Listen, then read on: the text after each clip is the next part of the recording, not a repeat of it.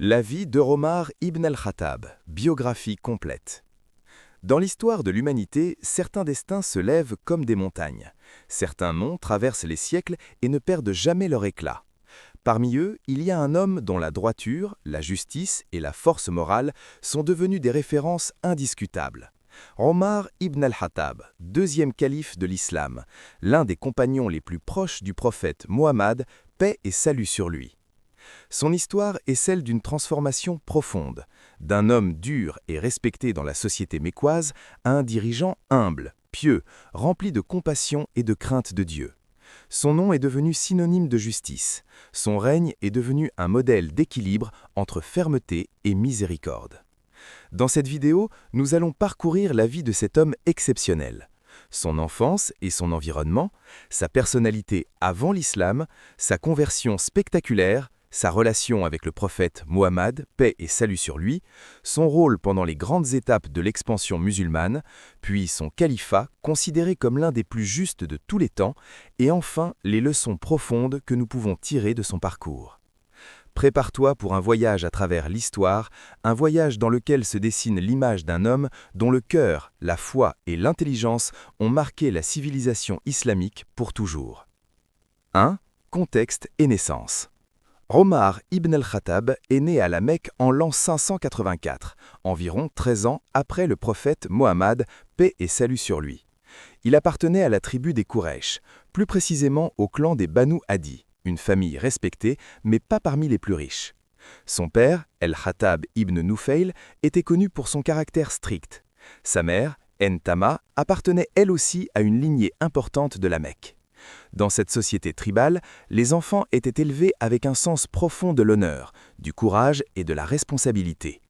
Dès son jeune âge, Omar apprend la poésie arabe, les arts oratoires, la lecture et l'écriture, ce qui était rare à la Mecque, les techniques de combat de l'Arabie pré-islamique et la gestion des affaires commerciales. C'est un jeune garçon robuste, intelligent, déterminé. Il grandit dans un univers où la force physique et la capacité à protéger son clan faisaient partie de l'identité d'un homme. 2. La jeunesse de Omar. Force, prestance, caractère. Avant sa conversion à l'islam, Omar était un homme respecté parmi les Quraysh. Il avait une présence imposante, grand, solide, éloquent, courageux. Beaucoup avaient du mal à soutenir son regard. Il pratiquait la lutte, l'équitation, et il était reconnu pour ses talents d'orateur. Il voyageait pour le commerce vers la Syrie, la Perse et les régions voisines, ce qui lui donna une expérience politique rare pour un Mécois de l'époque. Il occupa aussi une fonction de médiateur dans les conflits tribaux. Lorsqu'un désaccord éclatait entre deux familles, on demandait souvent à Omar d'intervenir, car il avait le sens de la justice et la réputation de ne pas se laisser influencer. Mais malgré ses qualités, Omar vivait dans l'ignorance religieuse propre à la Mecque pré-islamique. Il suivait les coutumes de ses ancêtres, adorant les idoles et défendant farouchement les valeurs ancestrales. 3. Sa réaction face à l'islam. Quand le prophète Mohammed, paix et salut sur lui, reçut la révélation, Omar fut au début l'un des opposants les plus déterminés. Pour lui, l'islam représentait une rupture avec les coutumes des ancêtres, une menace pour la cohésion des tribus, un danger pour l'économie basée sur le pèlerinage idolâtre. Il voyait aussi dans l'islam un mouvement qui divisait les familles, puisque les premiers musulmans venaient de tous les milieux, riches, pauvres, jeunes, esclaves, nobles. Omar était attaché à l'ordre établi, et comme beaucoup d'autres, il ne comprenait pas le message de l'islam. Son opposition était dure, parfois sévère, car il croyait sincèrement défendre ce qu'il pensait être la vérité. 4. Une conversion miraculeuse. La conversion de Omar est l'une des scènes les plus impressionnantes de l'histoire islamique. Un jour, alors que la situation entre musulmans et Quraysh devenait tendue, Omar décida de mettre fin à la prédication du prophète Mohammed, paix et salut sur lui. Sur son chemin, un homme lui dit « Avant d'aller t'en prendre au prophète, regarde déjà dans ta propre famille. Ta sœur et ton beau-frère ont embrassé l'islam. » Surpris, Omar changea de direction et se rendit chez sa sœur. Là, il entendit la récitation du Coran. Ses proches tentaient de cacher les feuillets qu'il lisait, mais il insista pour les voir. En lisant les premiers versets de la sourate Tara, son cœur changea. Les mots étaient puissants, purs, d'une beauté inébranlable. Lui qui connaissait toute la poésie arabe comprit immédiatement ce n'était pas une parole humaine. Il demanda alors Conduisez-moi auprès de Muhammad.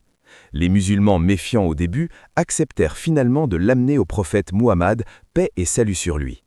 Quand Omar entra, le prophète s'avança vers lui et lui dit avec sérénité « Ô Omar, n'est-il pas temps pour toi d'accepter la vérité ?»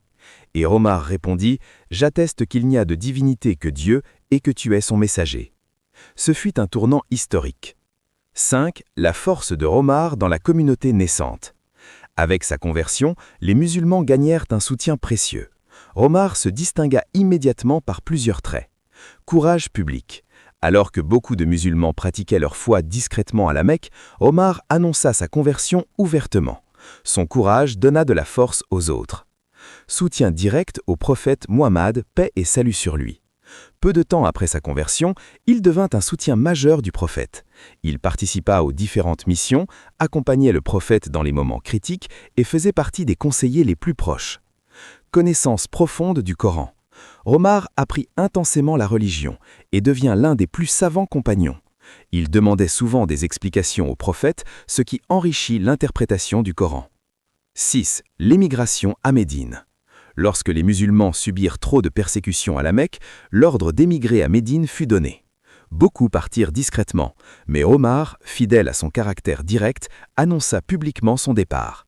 Il se plaça sur la place publique et dit, en résumé, « Voici Omar ibn el-Khattab, que celui qui veut arrêter mon émigration se lève. » Personne n'osa intervenir. Arrivé à Médine, il continua d'être un soutien majeur du prophète. Il participa à la construction de la première mosquée, à la solidarité entre Muhadjirine et Ansar et à la mise en place des premières règles de vie collective. Les batailles. Sans entrer dans des détails violents, Omar fut présent lors des grandes étapes de défense de la communauté musulmane, notamment Badr, Uhud, le Fossé, Hudaybiya, la conquête de la Mecque. Son rôle était souvent stratégique, organisationnel et orienté vers la protection de la communauté. La conquête de la Mecque. Lors du retour à la Mecque, après des années d'exil, Omar était aux côtés du prophète lorsque la ville fut reprise sans effusion de sang.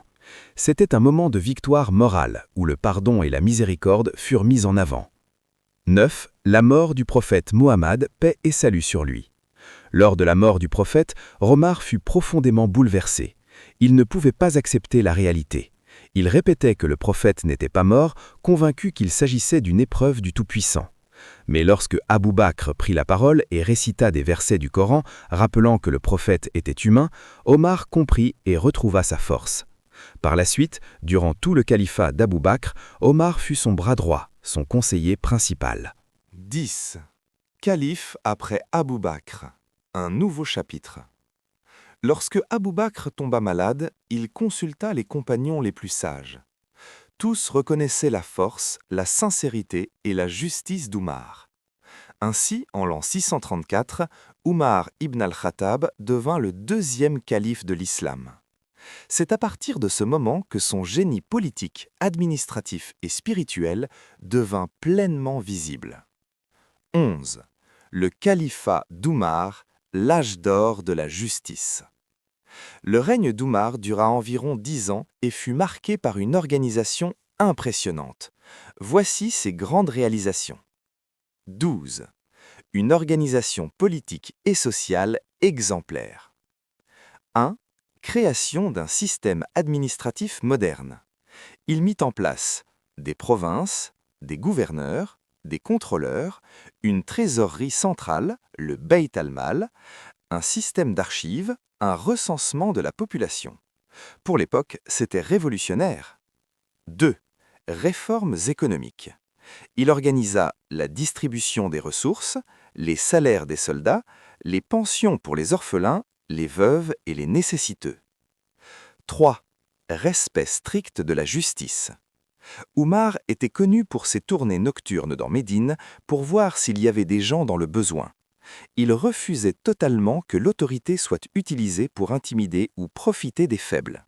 Il disait « Si une mule trébuche en Irak, je crains que Dieu ne me demande pourquoi je n'ai pas fait un chemin plus sûr pour elle. » 13. Expansion territoriale, sans détails violents. Durant son califat, plusieurs régions entrèrent sous administration musulmane. L'Égypte, la Syrie, la Palestine, l'Irak, une partie de la Perse. Il confia des responsabilités à des gouverneurs connus pour leur intégrité, comme Amr ibn al-As, Saad ibn Abi Waqqas ou Muaz ibn Jabal. Mais il recommandait toujours « Ne faites de mal à personne, respectez les populations locales et appliquez la justice ». 14. Humilité et simplicité. Malgré sa domination politique, Oumar vivait simplement. Il dormait parfois sur une natte, il réparait lui-même ses vêtements, il mangeait simplement, il marchait dans les rues sans escorte, il se tenait accessible à tout le monde. Un jour, un ambassadeur étranger arriva à Médine. Il chercha le palais du calife. On lui dit « Il n'a pas de palais, tu le trouveras là-bas, sous un palmier ». Oumar dormait paisiblement. L'ambassadeur détourna le regard, impressionné, et dit « Tu as jugé avec justice et tu dors en sécurité. » 15. Le caractère d'Oumar, entre fermeté et douceur. Oumar avait une autorité naturelle, mais il était aussi profondément sensible, généreux, compatissant et prudent dans les décisions. Il pleurait souvent en récitant le Coran. Il s'inquiétait de la responsabilité de diriger de millions de personnes. Il disait « Si je m'endors la nuit, je crains de négliger les gens. Si je reste éveillé le jour, je crains de négliger Dieu. » 16. La fin de sa vie. Vers la fin de son règne, Oumar était fatigué. Les responsabilités l'avaient marqué, mais il continua de gouverner avec justice jusqu'au dernier moment. Peu avant sa mort, il forma un groupe de 6 compagnons parmi les meilleurs pour choisir le prochain calife et refusa catégoriquement que son propre fils hérite le pouvoir. Pour lui, le leadership devait revenir aux plus dignes, non pas à sa famille. Il quitta ce monde avec humilité, laissant un légal lait immense. 18. Son héritage spirituel. Oumar laisse derrière lui l'image du leader idéal, un modèle de justice, un sens profond de l'équité, une vision politique avancée, une foi sincère, une crainte de Dieu qui guidait toutes ses décisions. Aucune biographie ne peut transmettre toute la grandeur de cet homme, mais son histoire continue d'inspirer de millions de personnes, même plus de 14 siècles après sa mort. 19. Leçon à tirer de sa vie. 1. La transformation est possible. Oumar passa d'un opposant farouche au meilleur soutien de la vérité. 2. La justice n'est pas un slogan. Pour lui, la justice se vivait dans chaque décision. 3. Le pouvoir n'est rien sans responsabilité. Oumar considérait que chaque vie sous son autorité pesait sur ses épaules. 4. La foi rend fort. Son courage venait de sa confiance en Dieu. 5. La simplicité est une force. Être humble n'enlève rien à la grandeur d'un leader. Conclusion. La vie de Oumar ibn al-Khattab radiallahu anhu est une école de justice, de courage, de simplicité et de foi. Un homme qui a prouvé que la grandeur ne vient pas des richesses ni du statut social, mais du caractère et de la sincérité envers Dieu. Son histoire continue de guider les croyants, les leaders et toutes les personnes cherchant la droiture. Merci d'avoir regardé cette vidéo jusqu'à la fin. Si tu aimes ce genre d'histoire et que tu veux soutenir la chaîne, n'hésite pas à t'abonner, liker et partager autour de toi. Dis-moi en commentaire quel compagnon, quelle figure ou quel événement islamique tu voudrais que je raconte dans la prochaine vidéo. Ton avis compte et ta participation aide vraiment la chaîne à grandir. Merci pour votre soutien. Que Dieu vous bénisse.